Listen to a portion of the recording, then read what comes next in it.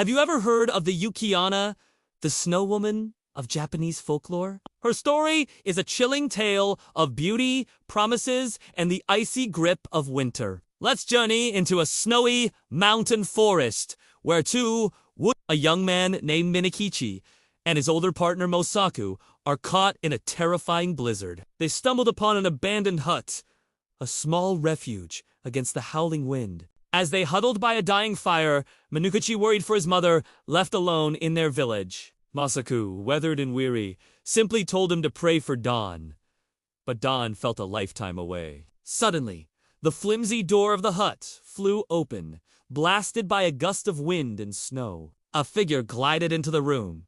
So beautiful, she seemed unreal. Her skin was as pure and white as freshly fallen snow. Her long black hair swirled around her like a dark mist, and her eyes held the coldness of a winter night. It was the Yuki-onna, the spirit of the snow. Minakichi was frozen, not by the cold, but by a mixture of terror and awe. Mosaku, older and weaker, tried to cry out, but his breath turned to ice in his throat. The snow woman leaned over the old man and breathed a gentle, frosty mist upon him. In an instant, Mosaku turned into a statue of ice, his face locked in a silent scream. Minakichi trembled, certain his end had come.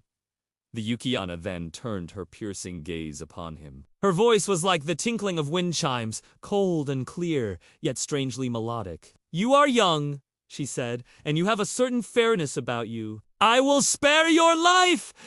He could hardly believe what he was hearing. Relief washed over him, but it was quickly replaced by a chilling dread as she continued. "But my mercy comes with a condition. You must never, ever speak of what you have seen here tonight. You must not tell a single living soul about me, the snow woman. If you break this vow, I will return for you." Minakichi, barely able to speak, could only nod in terror. "Promise me," she insisted, her voice dropping to a whisper that cut through the wind. I promise," he stammered. A faint, unsettling smile touched her lips. Then, as silently as she arrived, she drifted out of the hut and vanished back into the swirling blizzard. Minakichi was left alone, shaking in the dark, with the frozen body of his friend beside him. Years passed. The memory of that terrible night became a distant, dark secret locked away in Minakichi's heart.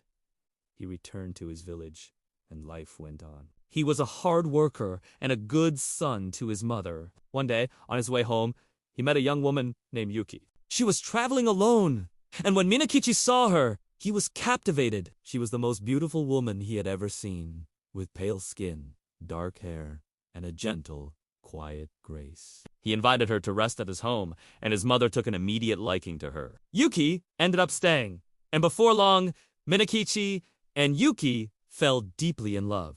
They married, and their life together was filled with happiness. They were a perfect match, and the entire village admired them. They had children, beautiful boys and girls with skin as fair as their mothers. Despite their idyllic life, there was always something mysterious about Yuki.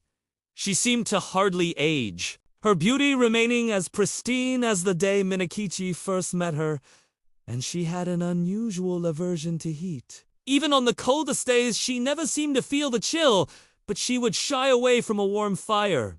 Minakichi never questioned it. He was simply happy. One evening, as his children slept peacefully, Minakichi sat with Yuki, mending some clothes. A winter storm was brewing outside, reminding him of that fateful night so long ago. Looking at his wife's profile in the lamplight, her pale skin glowing, a strange thought struck him. He felt a sudden, foolish urge to share his darkest secret with the person he loved most in the world. "Yuki," he began, his voice soft. "You know, seeing you like this reminds me of something strange that happened to me when I was young. I've never told anyone." He hesitated, a sense of unease creeping over him, but he pushed it away. "I was in the mountains with an old woodcutter named Mosaku. A terrible storm hit, and we were trapped." A woman appeared, a terrifyingly beautiful woman.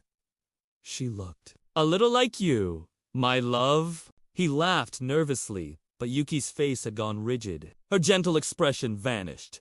replaced by an icy fury. The room grew cold, and her eyes blazed with a terrifying light. She was a snow woman, Minakichi continued, his voice faltering as he saw the change in his wife. She froze old Mosaku solid with her breath. She was going to do the same to me, but she spared me. She made me promise never to tell anyone what I saw. As the last word left his lips, Yuki stood up. Her form began to shift.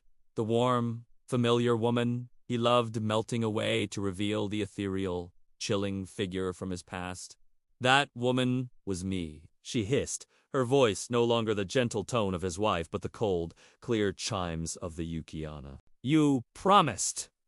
You swore you would never speak of it. If it were not for our sleeping children, I would freeze you where you stand, just as I did that old man. Tears of ice streamed down her face. But for their sake, I will leave. You must take good care of our children. If they have anything to complain about, I will return, and this time I will show you no mercy. With a final, sorrowful look, she transformed into a fine, white mist, which was sucked out of a window and dissolved into the snowy night. Minakichi was left alone once more, his happy life shattered, his promise broken, forever haunted by the memory of his snow bride. Thank you for watching this story of the Yuki-onna. It's a powerful reminder that some promises should never be broken. If you enjoyed this tale, be sure to like, subscribe, and hit the notification bell for more legends from around the world. See you next time.